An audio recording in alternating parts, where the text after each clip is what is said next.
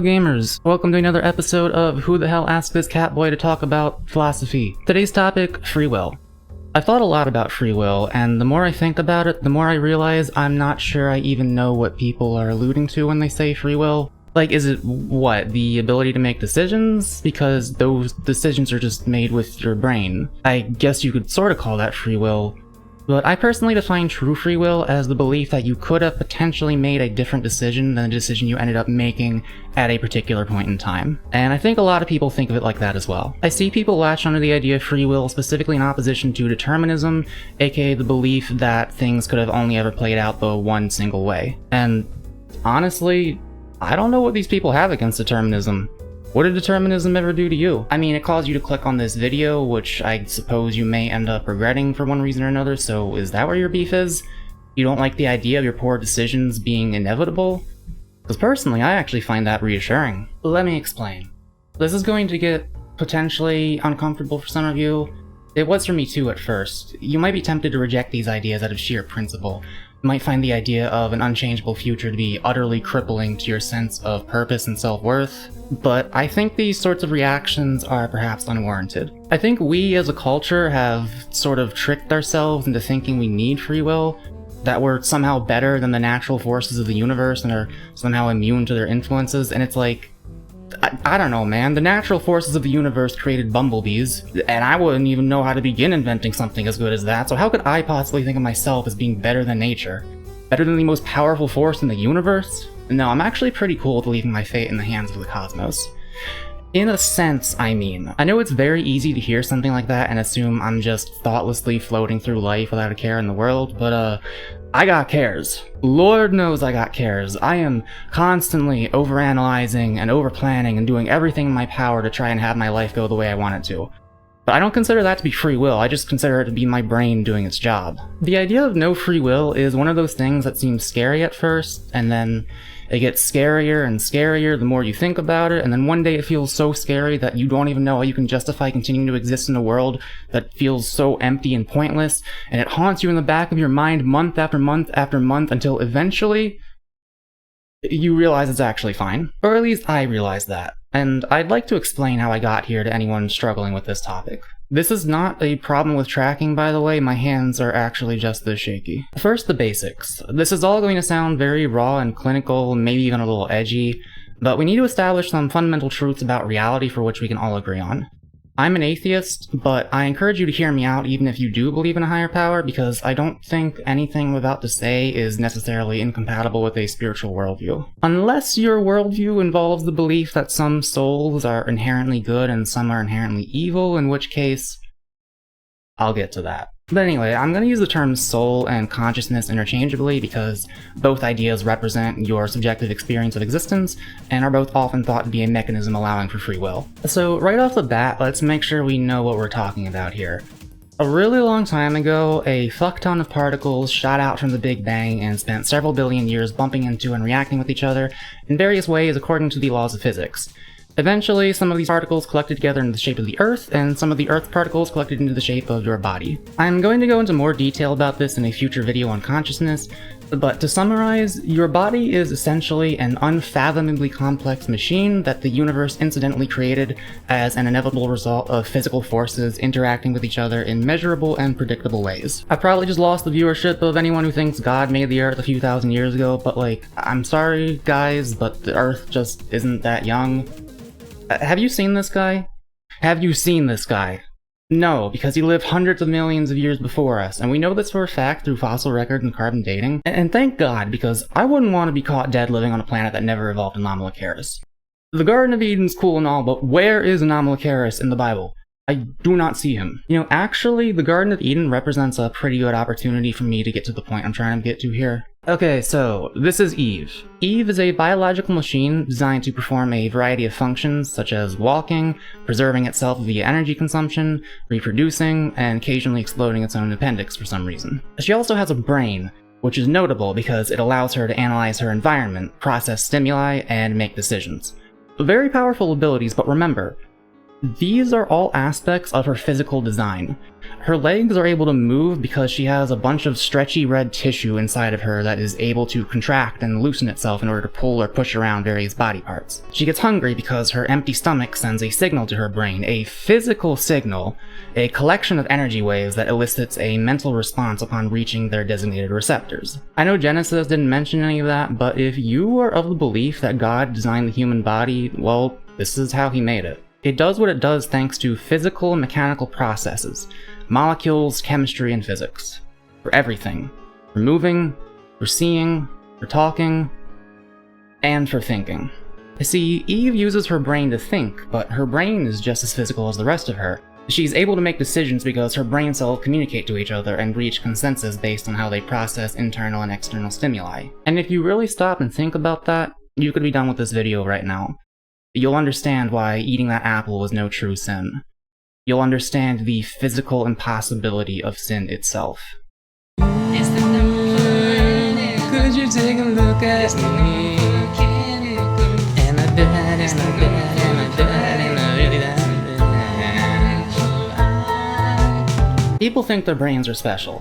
They use computers, they watch artificial machines process information and perform various tasks based on the inputs and programming we give them, and then they look at the computers inside their own skulls that are doing the exact same thing and somehow think they're different. But we know what's going to happen if I hand you an apple and ask whether or not you'd like to eat it. I've given you a decision to make, and how do you make that decision? Well, by the act of my sound waves hitting your ears send signals to neurons which fire off in complex patterns in such a way as to logically evaluate various factors, such as how hungry your hunger neurons are telling your decision-making neurons you are, and how much enjoyment your memory engrams have associated with the concept of an apple's taste. Eventually, the signals complete some processing circuits based on those data inputs, and that will either send signals to your arm muscles to grab the apple or leave it alone, depending on how those inputs influence the outcome. And now tell me, at what point did you, the consciousness observing your brain, choose to make any of those things happen?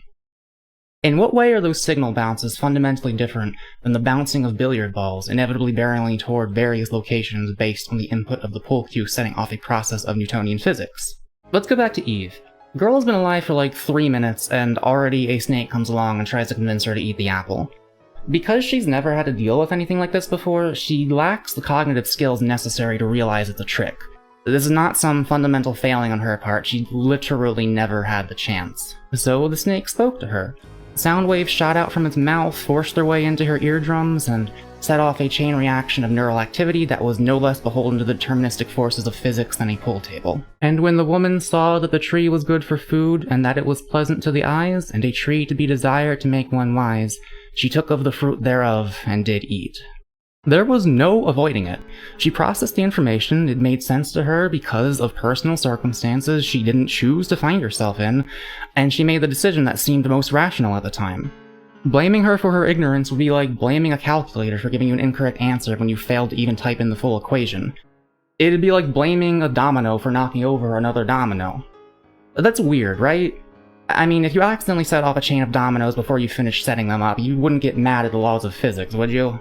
Maybe you would. I've definitely gotten pissed at physical objects in my house for not behaving the way I wanted them to. Maybe that's just an unfortunate common tendency in humans. Maybe it's a little too easy for it to feel like those dominoes personally decided to fuck you over somehow. But they didn't. Obviously they didn't. And if we acknowledge that our thought processes follow the same universal laws as those dominoes, well, it kinda becomes just as silly to truly blame anyone for anything. We can discourage certain behaviors, we can teach people to stop doing harmful things, but, well, at the end of the day, it doesn't take a killer to murder. It only takes a reason to kill. We've all got evidence of innocence, it's everything's coincidence. The difference betwixt fate and free will is what I am singing. Whatever you think of me, you were in my shoes, you're not the same damn as I do. Ah, but I hear some of you telling me I'm being overly materialistic with my interpretation of the mind. I would first counter that argument by saying that materialism is kind of the default and the burden of proof is on you to explain how something other than the physical brain could be responsible for our decision making. Like, guys, we've already figured out that the brain is an organ that processes information in order to make decisions. I don't know why we still think those decisions could actually be coming from a soul instead of the organ that doesn't even need a soul in order to make decisions. But even if you manage to prove the existence of souls, I'm pretty sure everything I just said is still true literally no matter what. Like, there is honestly no escaping this when you really think about it. I know people tend to associate free will with consciousness. That's a common attempt to escape determinism. Like, your sense of self is the supernatural thing that is able to influence physical reality from a higher vantage point. If we use a video game as an analog, think of the difference between a pre-programmed NPC and a player character. The NPC is just automatically following its programming, but the player character is being deliberately controlled by a higher will, the will of the person viewing the screen. So if you extrapolate that up a layer, you can view your body as a player model and your consciousness as the player controlling it. And I see how that might offer some comfort to people who find a lack of free will terrifying, but it kind of runs into the classic God problem. You know, the idea that if God created the universe, who created God? Likewise, if your body is just a puppet being influenced by a higher player in the form of your will, who's influencing that player? Like, is that it? Is it just a sovereign will immune to any outside influential forces? But if it's not being influenced by anything, then how could there be any rhyme or reason for it to make decisions with? Like, why are we suddenly abandoning the entire notion of causality just because we went up a layer? Even if you're using your soul to affect your fate, isn't your soul just going to make a decision based on whatever it's most likely to do, just like your brain? Why would it ever do anything else? Some people think that doing something incredibly random out of nowhere disproves determinism, as if that seemingly random choice couldn't have been gotten to via physical means, but like, dude, you can break the video game if you want, you can ignore the main quest and spend 7 hours swinging a sword at a trash can if you really want to try and prove that your behavior can't be predicted with cause and effect. But that just means you are always going to hit that trash can. If you weren't going to, you wouldn't have. By what possible mechanism could you have done something that you didn't do? You could run a simulation of yourself making that decision 100 times, but if the environment and state of mind and all other factors were the same each time, every single instance of you would hit that trash can. Identical circumstances and identical stimulus creates identical brain signals. You're not escaping causality, you're just performatively denying it because your neurons got bumped around in a manner which caused your brain to pretend it doesn't apply to them. An alien with sufficiently advanced technology could have analyzed this video, scanned your brain before you watched it, and accurately predicted every signal your synapses were going to fire in response to it as they inevitably barreled toward their way toward the decision to beat up that trash can. Dude, seriously, leave it alone, you're making a lot of noise. But Mako, what about this quantum bullshit I heard about? I assume you are referring to how quantum particles seem to behave according to probability rather than raw determinism. This still doesn't really disprove what I'm talking about here, because at the end of the day, every effect has a cause, and we are no different. But if every effect requires a cause, shouldn't that mean the universe couldn't have ever been born? Obviously, I don't know the exact answer to how the universe formed, but one theory that I think makes sense is the idea that the fabric of reality is inherently unstable, as even in a pure vacuum there are still energy fluctuations. So some of these fluctuations in the fabric of reality before the beginning of time could have caused the Big Bang. It's possible that this fabric simply always existed, that existence itself is the default state of things. But that's still not really related to what we're talking about. It's possible that quantum physics may be the one exception to cause and effect, and they may indeed be random, but there's nothing you can take away from that which could apply to human decision making. First of all, those probability waves very, very rapidly approach a value of 1 the more particles you put together and the larger the system is. In other words, larger objects fluctuate much less randomly. A human brain is extremely large and stable compared to a photon, and is unlikely to be affected by quantum fluctuations in any meaningful way. I mean, you'd have to have an insane amount of particles all fluctuate at the same time just to influence one single neuron to fire differently than it would have otherwise. But even if that did happen, even if your brain was being manipulated by these completely hypothetical macro-scale quantum fluctuations, how would that give you free will? Does your soul exist in some hidden quantum realm in order to influence your brain? How would that even change anything? You're still just going to make whatever choice you want to make based on what makes the most sense to you at the time. What would be the point in fluctuating away from that? The most you can really do here is say that uncollapsed waveforms could possess the ability to make our future impossible to predict with pure deterministic certainty. But what does that really do for free will? You're still making decisions for your future based on your past, they just have the potential to be slightly random, and that's only if you think the microscopic quantum world applies to brain signals, which it probably doesn't. I'm sure there's some study saying that the brain uses quantum computing or some shit like that somewhere out there. But even if quantum bullshit did influence your brain signals, is that what you want? Do you want a multiverse of timelines of every possible path you could have taken in life? How would your current conscious experience decide which of those paths it takes you down? Does it choose whichever one it wants the most? Congratulations, you are right back to square one of inhabiting a computer that is destined to choose whatever single option makes most sense to choose. Or does your consciousness go down all those paths simultaneously? Or is it random? At the end of the day, you're only ever going to perceive yourself as going down whichever one you went down. Now you're just saying that maybe your decision-making process has a degree of randomness to it, which... I don't know about you, but that scenario doesn't really offer me any comfort. You can throw whatever you want at this. You can cite God, you can try to say our brains are quantum computers capable of choosing different timelines. None of it can escape causality. And honestly, why should it? What reason would there be to generate an effect without a cause? What do you even want out of free will? What are we even talking about here? Could you take a look at me?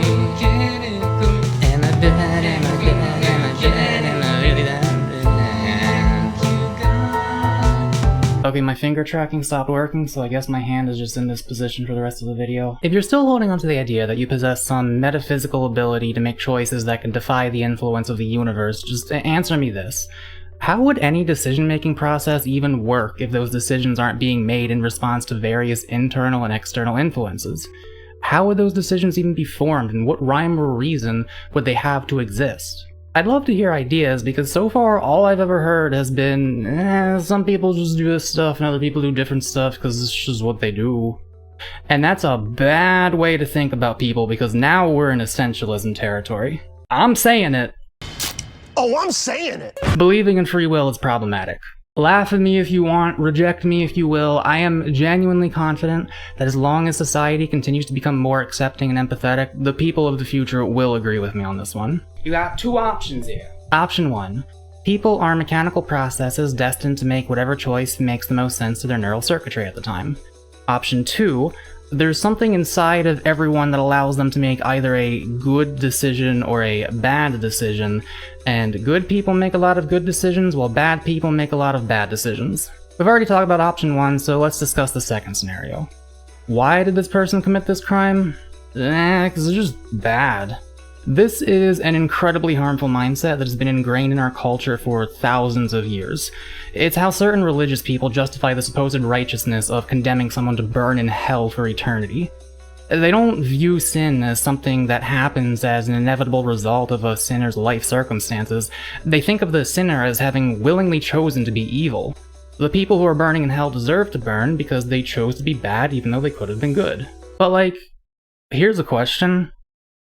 If they could have done better, why didn't they? Maybe you'll say people choose to be evil all the time, and yeah, they do. There are some seriously bad dudes out there who know they're hurting people but continue to do so anyway. But let me ask you this. Did those people choose to become the types of people who would be okay with making evil decisions? Did they choose to be born to parents who failed to instill moral virtue? Did they choose for the only friends who ever gave them the time of day to be those who were a terrible influence on them? You see where I'm going with this? Whatever harm these people cause later in life, they're still only doing those things because the world shaped them like that. They didn't choose to become assholes at character creation, it just happened. Their souls never consented to go down that path. God, I just cannot even fully express to you just how reprehensible the idea of essentialism is to me. Humans are literally machines that respond to their environments and experience consciousness, and the idea that we should maliciously harm some of those consciousnesses just because the bodies they inhabit ended up reacting to the world in the only way they ever could have is just... ooh, it's bad, I don't like it. No matter how much you hate a particular person or group of people, you have to remember that their consciousness is still the same as yours. It experiences existence just like you, it can feel pain and joy just like you, and it is subject to the same deterministic inevitabilities as you. Don't get me wrong, it's not like I'm saying we should let killers roam the streets just because jail is unpleasant for them, but could we maybe perhaps focus more on rehabilitating them so that they can feel what it's like to be happy and productive members of society rather than just putting them through a man-made hell for the sake of our own sadistic satisfaction? Maybe? Hey, Cab. Anyway, it's about that time of the essay where I mentioned Hitler. If you could go back in time and change the course of history, you could theoretically raise baby Adolf to be an innocent, kind-hearted artist. Same exact soul, but there'd be no reason to hate or punish it. Because it wasn't Hitler's soul that was the problem, it was his brain. Man had a bad brain. Man had a very bad brain. And of course, we can go the other way with this too. If you or I were plucked from our current positions and placed in the exact historical circumstances with the exact mindset and the exact position he found himself in, we'd be the fucking Fuhrer. And I get why people have a visceral reaction to that.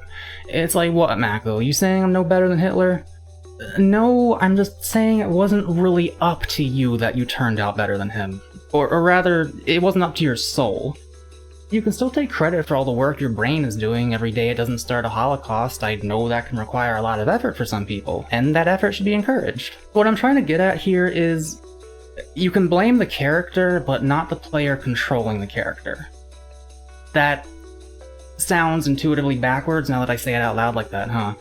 But it's because you're not really controlling your character, or at least there's no metaphysical player making those decisions. There is only the game character itself, and the consciousness which perceives itself to be that character. The player in this case, the sense of self, is actually just a spectator that's been led to believe is responsible for the character's movement.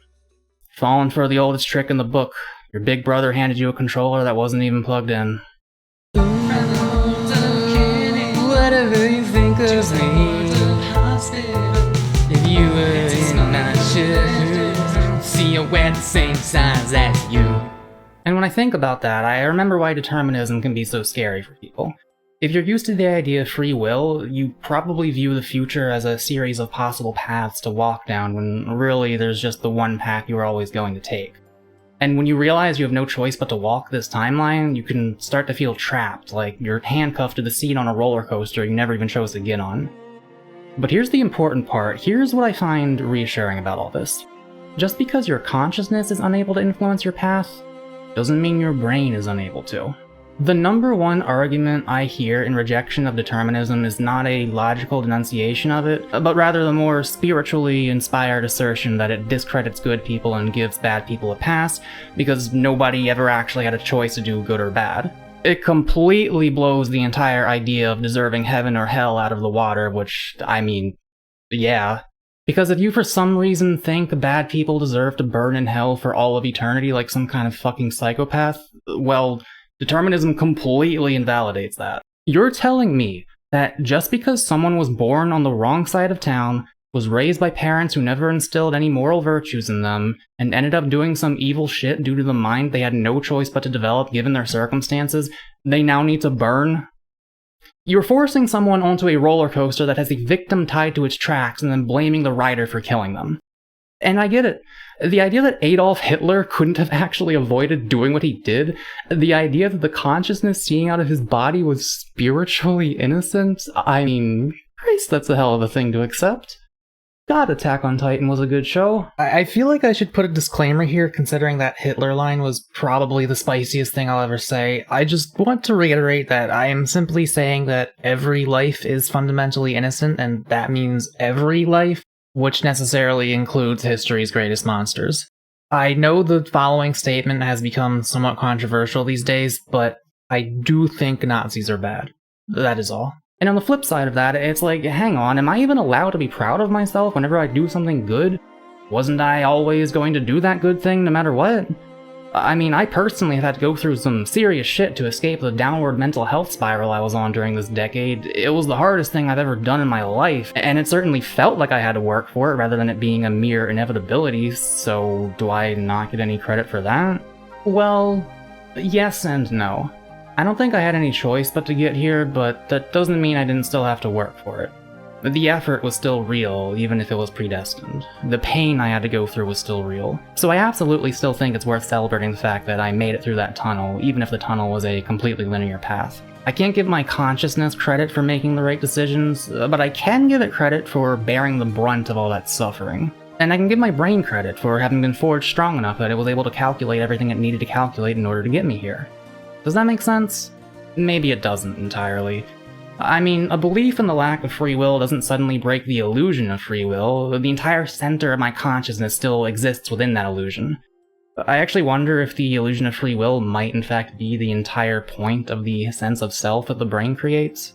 And so I live my life while still sort of subconsciously believing that I'm in control, even if I technically know that I'm not. I still give myself credit for doing good things, because even if I had no choice but to do them, it's still beneficial to my mental health to be proud of myself. Perhaps it sounds like I'm suggesting we all merely pretend that our merits are earned, but like, I don't know. I still think it's possible to acknowledge the truth without living your entire life as if every decision is pointless. I mean, if you have a kid, and one day they paint a surprisingly well-drawn picture of you, and the next day they throw a controller through a television screen, what are you gonna do? Are you just gonna coldly state, well, Jimmy, you were always destined to do these things, and leave it at that? But no, you congratulate him for the first thing and scold him for the second thing.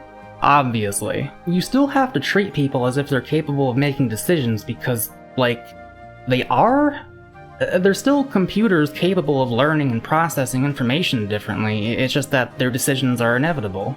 And so we still praise people for doing good, and we still punish people for doing bad, not to celebrate any sort of innate goodness or punish any evil for the sheer sake of the punishment itself, but rather for the purpose of encouraging good and discouraging bad. If you're still having trouble figuring out how you could be proud of any decision when they're all inevitable, think of it like this. The thing about ultimately being nothing more than a super complex robot designed to make reasonable decisions is, you're a super complex robot designed to make reasonable decisions. Do you have any fucking idea how incredible the human brain is?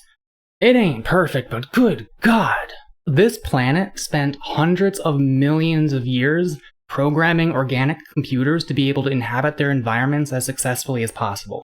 The human body is a titan of unfathomable complexity. No engineer has ever made anything that's even come close to reaching a mere fraction of the level of detail and sophistication present in our biological systems. I mean, look at this shit. We need separate channels for each ion, i.e. voltage-gated sodium channels, as well as voltage-gated potassium channels. As ions move through each channel and cross from one side of the cell membrane to the other, they cause the membrane potential of the cell to move away from its resting potential. When ion channels open and a graded potential occurs, the cell membrane reaches the threshold to reset its membrane potential to resting values. Open position. Because the sodium primarily the cell grade, the sodium potassium ion hyperpower reduces the energy generated. All of that has to happen every time a single neuron communicates with another neuron. Do you have any idea how many times it has to happen just for you to have a single thought?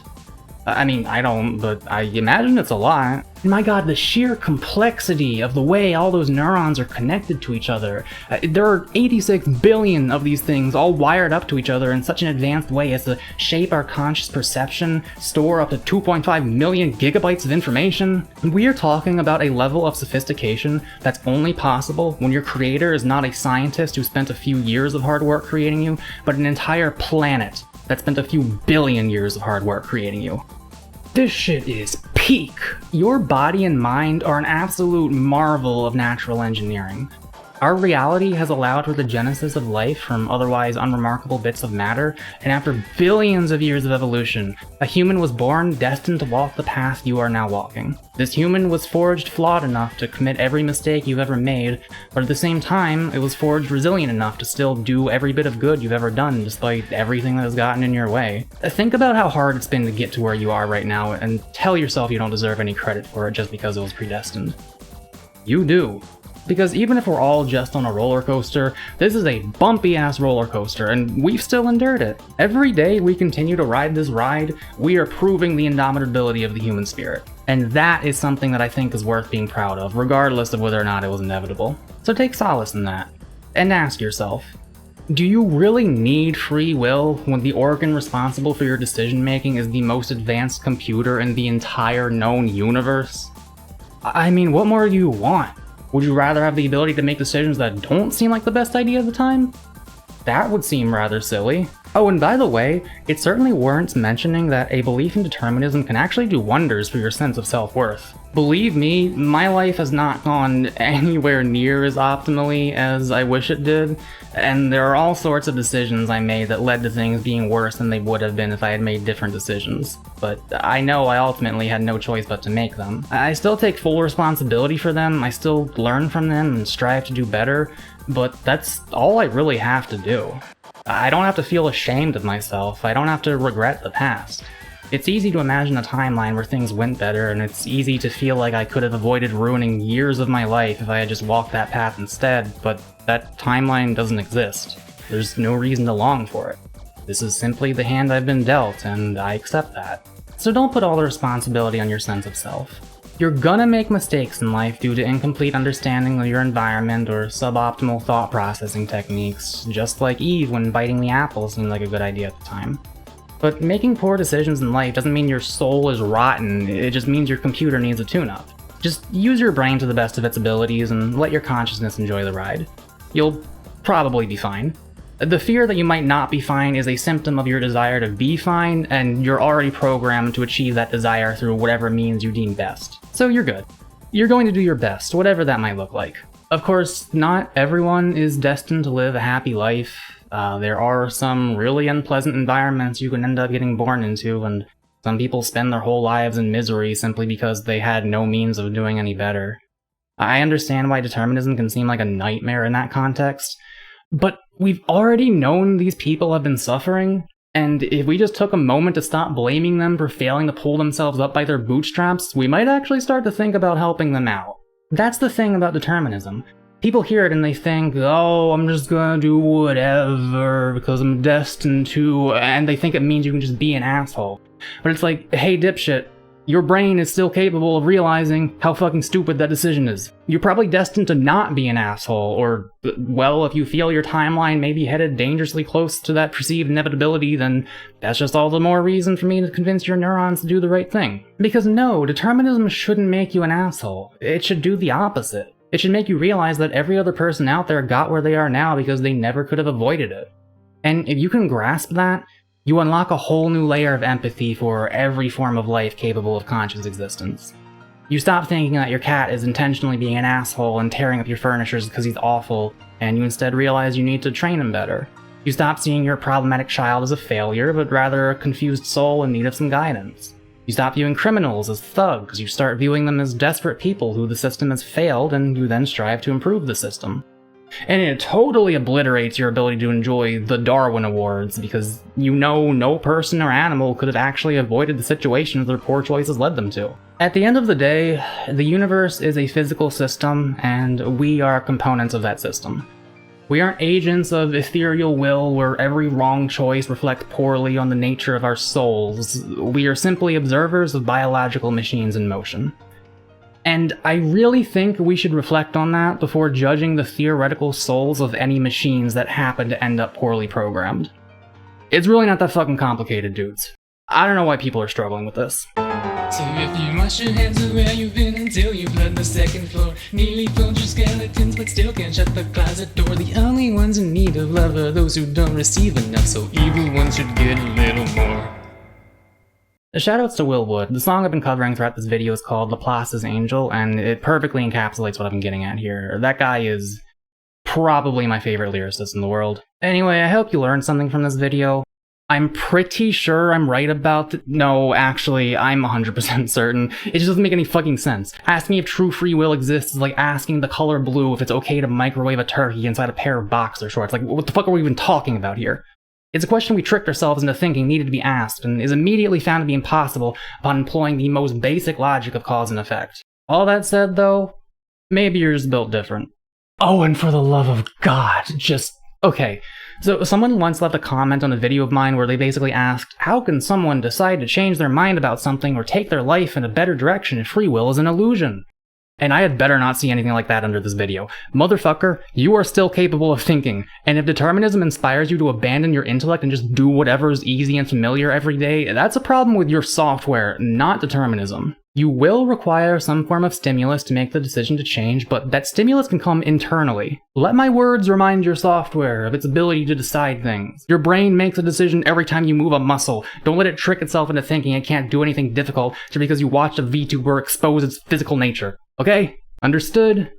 Good. I'll see you later. Am I off camera? I'm not off camera. I gotta... There we go. Play the video ending thing. Play the... yeah.